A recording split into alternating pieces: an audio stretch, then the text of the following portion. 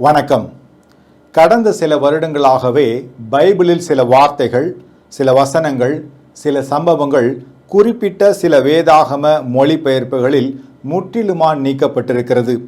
உதாரணமாக king James வெர்ஷனில் இருக்கும் வசனம் இங்கிலீஷ் ஸ்டாண்டர்ட் வெர்ஷனில் நீக்கப்பட்டிருக்கிறது.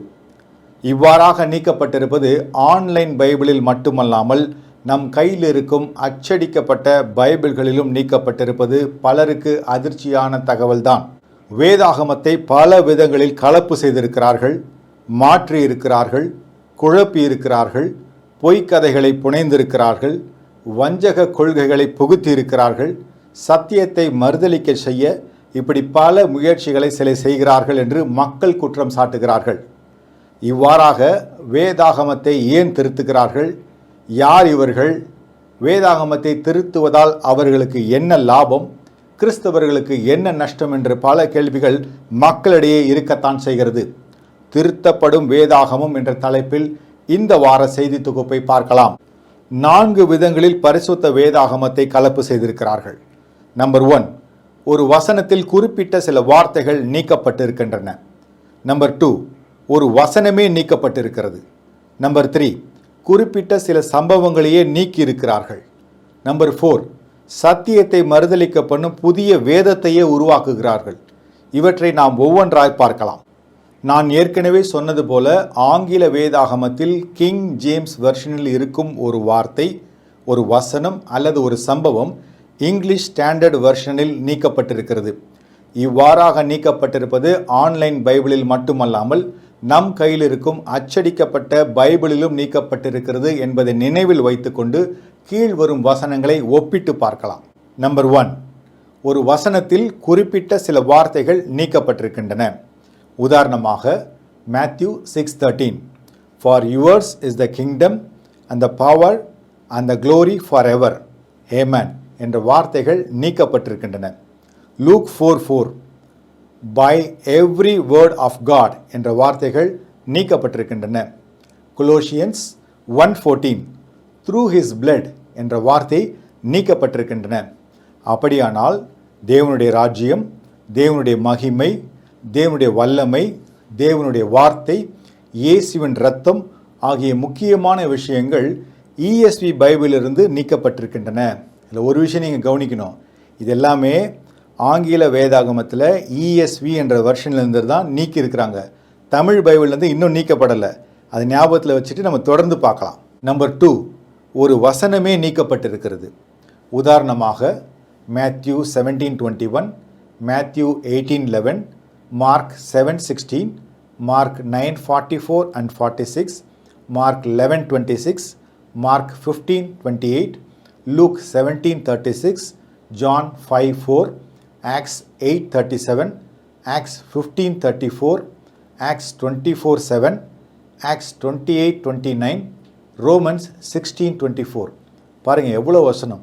அப்படியானால் மேலே சொன்ன நீக்கப்பட்ட வசனங்களில் ஜெபம், உபவாசம், ரட்சிப்பு, வசனங்களுக்கு செவி கொடுப்பது, நரகத்தை பற்றிய விஷயங்கள், பிறரை மன்னிக்கிற குணம், கர்த்தருடைய வருகை தொடர்பான விஷயங்கள் மற்றும் கர்த்தராகிய இயேசு கிறிஸ்துவின் கிருபை தொடர்பான வசனங்கள் முற்றிலுமாய் ESV பைபிளிலிருந்து நீக்கப்பட்டிருக்கிறது.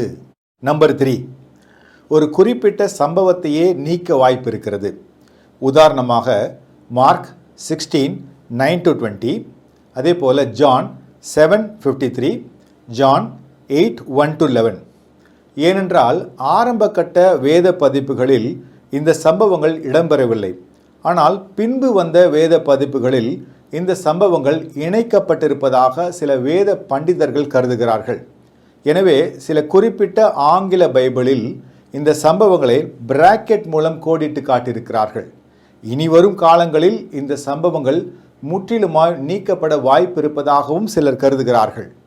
அப்படியானால் இந்த 2 சம்பவங்களையும் அடிப்படையாக கொண்டு பார்க்கும்போது கர்த்தராகிய இயேசு கிறிஸ்துவின் உயிர்த்தெழுதல், அவர் பலருக்கு தரிசனமாவது, உலகெங்கும் போய் சுவிசேஷத்தை அறிவியுங்கள் என்று கட்டளையிடுவது, ஞானஸ்நானம், மனிதன் ரட்சிக்கப்படுவது, ஆக்கினை தீர்ப்பு, விசுவாசிகளால் நடக்கும் அடையாளங்கள், பிசாசுகளை துரத்துவது, வசனம் உறுதிப்படுவது, அந்நிய பாஷையில் பேசுவது, இயேசு கிறிஸ்து பரமேறி செல்வது, கர்த்தராகிய இயேசு கிறிஸ்து மனம் திரும்பினவரை மன்னிப்பது போன்ற முக்கியமான விஷயங்கள் இனி வரக்கூடிய நாட்களில் பைபிளிலிருந்து நீக்கப்பட வாய்ப்பு இருக்கிறது.